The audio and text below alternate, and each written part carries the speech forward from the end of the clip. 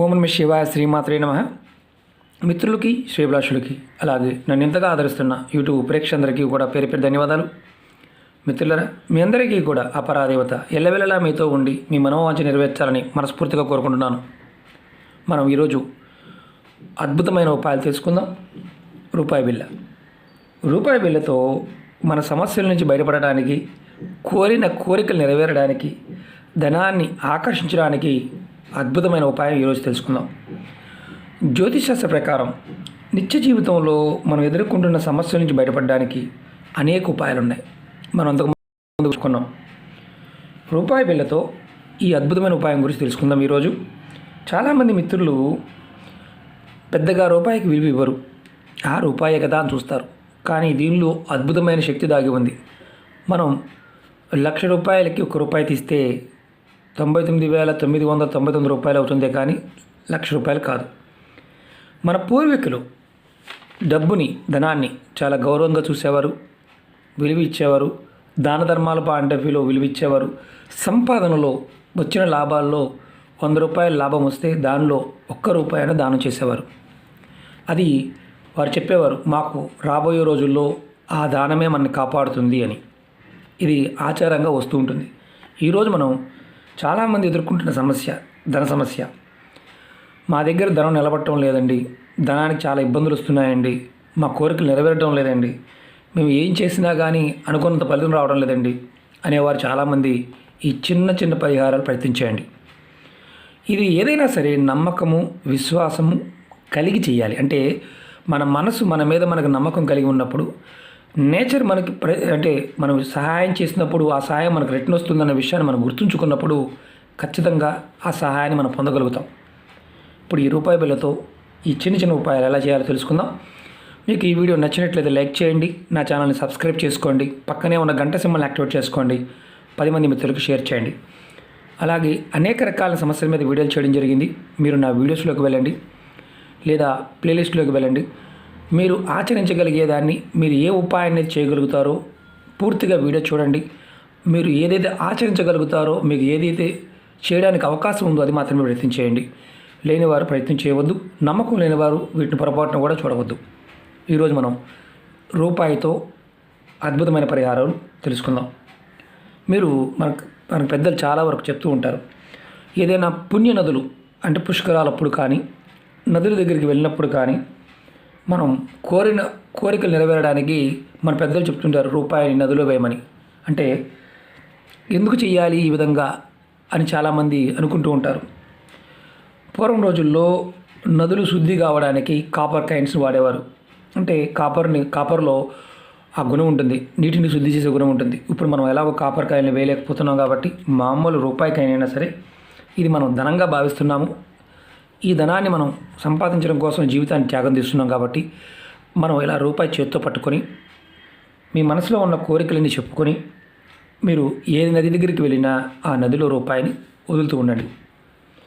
ఇలా చేస్తున్నప్పుడు ఏమవుతుందంటే, అంటే అసలు ఎందుకు చేయాలి మరి? ఇంకొక మనం అలా చేస్తే కోరికలు నెరవేరుతాయి అన్నది కరెక్టే. ఏమన్నా జ్యోతిష ప్రకారం ఏదైనా అవకాశం ఉందా? మీరు ఎప్పుడైతే అధికంగా సమస్యలతో బాధపడుతూ ఉంటారో మీరు ఈ విధంగా చేసి చూడండి. ఏది చేసినా కలిసి రావడం లేదు, ఏది చేసినా ఇబ్బంది పడుతున్నాము అనుకునేవారు మీ దగ్గరలో నది, కాలవ, చెరువు ఏదైనా పర్వాలేదు, అక్కడికి వెళ్ళండి. ₹1 చేతితో పట్టుకోండి, మనసులో మీ కోరిక చెప్పుకోండి, నీళ్ళలో వదలండి. ఈ విధంగా మీరు చేయటం వల్ల మీరు ఎదుర్కొంటున్న సమస్యల నుండి త్వరగా బయటపడతారు. అంటే ఒకేసారి బయటపడతారని కాదు, త్వరగా బయటపడతారు. మీ మనసులో ఉన్న కోరికలు నెరవేరుతాయి. మన పెద్దలు దాని గురించి చెప్పేవారు. నమస్కారం చేసుకోండి, రూపాయిని వదలండి. చాలామంది ఇప్పటికీ చేస్తూ ఉంటారు. ఇది జ్యోతిషశాస్త్ర ప్రకారం కూడా మీరు నది అనగానే నీరు, మనలో ఉన్న 70% నీరే ఉంటుంది మన శరీరంలో. మనకు మనసులో ఉన్న మనోవాంఛలు నెరవేర్చడానికి జలం అనేది ఉపయోగపడుతుంది. చాలా ఉపయోగాలు ఉన్నాయి, మన వీడియోలో కూడా చూడడం జరిగింది. అలాగే ఇది ఆడవారిని మగవారిని చేయవచ్చు, ఎప్పుడైనా చేయవచ్చు, ఎటువంటి ఇబ్బంది లేదు. అలాగే ఇంకొక ఉపాయం చెప్తాను. మీ పర్సులో కానీ మీ హ్యాండ్ బ్యాగ్లో కానీ ఎప్పుడూ కూడా డబ్బులు పూర్తిగా వాడేయకూడదు. ₹1 బిళ్ళనైనా మీ బ్యాగులో కానీ పర్సులో కానీ పెట్టుకోండి. అది వాడకుండా ఉంచుకోండి. ఈ రూపాయి బిల్లని ఎప్పుడు వాడవద్దు. ఏదో ఒక రూపాయి బిల్లని ఎప్పుడు వాడకుండా ఉంచుకోండి. దీనివల్ల మీకు ఏమవుతుందంటే ధనాకర్షణ కలుగుతుంది. ఎప్పుడు కూడా ధనం మీ పర్సులో ఉన్నప్పుడు ఆ పర్సు నిండుగా ఉన్నా లేకపోయినా ఒక్క రూపాయి బిల్లన్న పర్సులో ఉంటే ఖచ్చితంగా ధనాకర్షణ కలగడానికి అవకాశం ఉంటుంది. కొంతమంది పూర్తిగా వాడేస్తారు. అలా వాడకుండా ఒక్క రూపాయి అన్న పర్సులో పెట్టుకోండి. ఖచ్చితంగా మీకు ధనం అనేది నిలబడుతుంది. మీ పర్సు ఖాళీ అవ్వదు. మీ పర్సు డబ్బుని ఆకర్షిస్తుంది. పర్సు కావచ్చు, బ్యాగ్ కావచ్చు, ఏదైనా సరే. పెద్దలు చెప్తూ ఉంటారు, ఒక్క రూపాయిని ఎప్పుడు ఉంచుకో, ఖాళీ చేయొద్దని. దాని అర్థం అది. జ్యోతిషశాస్త్ర ప్రకారం కూడా అదే చెప్తుంది. అలాగే చాలామంది అసలు ధనం నిలబడకపోవడానికి, ఆర్థిక సమస్యలు రావడానికి, ఇబ్బంది పడడానికి జాతకంలో శని దోషం ఉండటం వల్ల జరుగుతూ ఉంటుంది. మీ జాతకంలో ఎవరైనా సరే శని దోషంతో ఇబ్బంది పడుతున్నవారు, 7.5 కానీ, అర్ధాష్టమం కానీ, లేకపోతే మహర్దశ జరుగుతూ ఉన్న, శని 7వ స్థానంలో ఉన్న, అంటే నీచంగా ఉన్నప్పుడు మీకు ఈ చిన్న ఉపాయం చేయండి. మీరు ఏం చేస్తారంటే శనివారం రోజున ఒక నల్లటి క్లాత్ తీసుకోండి.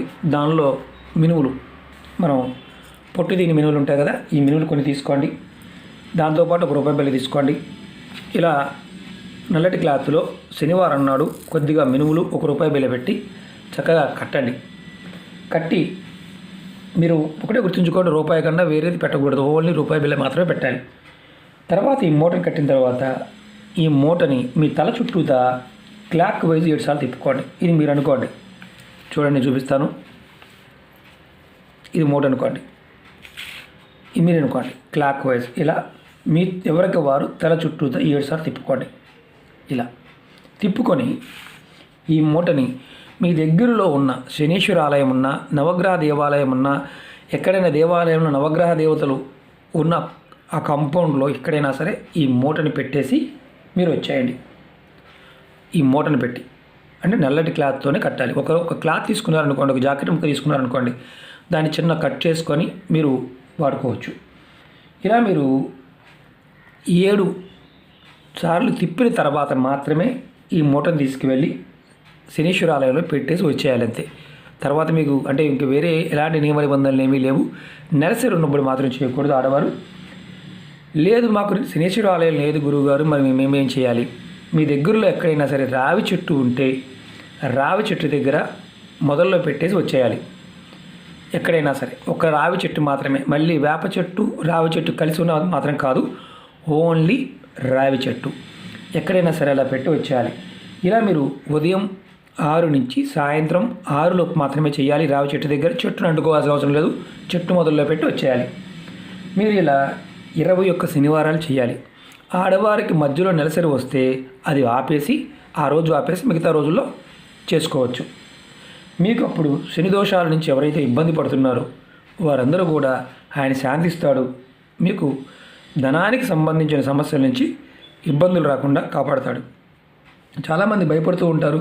ఈ మహర్దశ జరుగుతున్నప్పుడు కానీ, 7వ స్థానంలో ఉన్నప్పుడు కానీ, నీచ స్థానంలో ఉన్నప్పుడు కానీ, దశలోనూ అంతర్దశలో నీచంగా ఉన్నప్పుడు మనిషికి ఆర్థికంగాను, మానసికంగాను, శారీరకంగాను, కుటుంబపరంగా ఎన్నో ఇబ్బందులు కలుగుతాయి. రోడ్డు మీదకి వచ్చేస్తారు, ఆస్తులు అమ్మేస్తారు, గొడవలు అన్నీ జరుగుతాయి.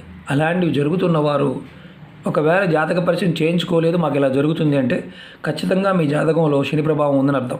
కాబట్టి ఈ చిన్న పరిహారాన్ని ప్రయత్నించేయండి, ఖచ్చితంగా బయటపడడానికి అవకాశం ఉంటుంది.